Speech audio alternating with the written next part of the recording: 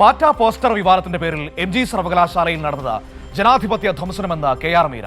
എന്തുതരം ജനാധിപത്യമാണ് VCയും സർക്കാരും നടപ്പാക്കാൻ ഉദ്ദേശിക്കുന്നത്? MGയിലെ സ്റ്റുഡൻസ് യൂണിയനെ ഓർത്ത് അഭിമാനിക്കുന്നതായും KR മീര കൈരളി ന്യൂസിനോട് പറഞ്ഞു. എന്ത് തരം രാഷ്ട്രീയ ബോധ്യമാണ്, എന്ത് തരം ജനാധിപത്യ മര്യാദയാണ് ഈ ഗവൺമെൻറ്റും ഈ VCയും ഈ യൂണിവേഴ്സിറ്റിയിലെ വിദ്യാർത്ഥികൾക്ക് പഠിപ്പിച്ചു കൊടുക്കുന്നത്? എനിക്ക് MG യൂണിവേഴ്സിറ്റിയിലെ സ്റ്റുഡൻസ് യൂണിയനെ പറ്റി അങ്ങേയറ്റ അഭിമാനമുണ്ട്.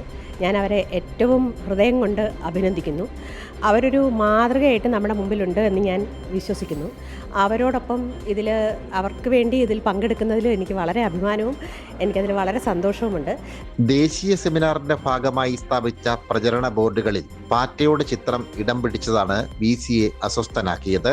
ഇതിന്റെ പേരിൽ വിദ്യാർത്ഥി യൂണിയനോട് വൈസ് ചാൻസലർ പ്രതികാര മനോഭാവത്തോടെയാണ് പെരുമാറിയത്.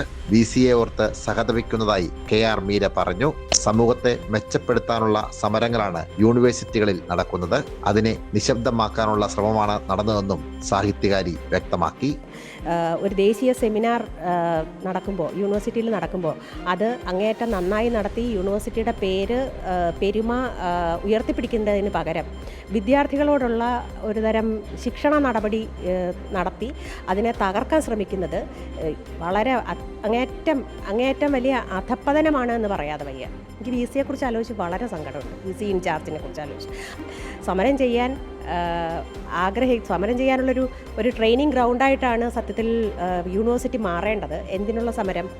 സമൂഹത്തെ മെച്ചപ്പെടുത്താനുള്ള സമരം. അതിന് പകരം ആ കുട്ടികളെ നിശബ്ദരാക്കാൻ ശ്രമിക്കുക, ആ കുട്ടികൾക്ക് പിന്തുണ അർപ്പിക്കുന്നവരെ നിശബ്ദരാക്കാൻ ശ്രമിക്കുക, അതിൻ്റെ ഒരു വലിയ രാഷ്ട്രീയ ഗൂഢതന്ത്രത്തിൻ്റെ ഭാഗമായി അതിൻ്റെ വക്താവായി നിൽക്കുക എന്നുള്ളതൊന്നും ഒരു യൂണിവേഴ്സിറ്റിക്കും അതിൻ്റെ കൈകാര്യകർത്താക്കൾക്കും ഭൂഷണമേ അല്ല എന്ന് ഞാൻ ഒന്നുകൂടെ ഓർക്കുന്നു. പോസ്റ്റർ മാറ്റണമെന്ന VCയുടെ നിലപാട് സർവകലാശാല യൂണിയൻ അംഗീകരിച്ചില്ല. ഇതിന്റെ പേരിൽ സാമ്പത്തിക ഉപരോധവും ഏർപ്പെടുത്തി.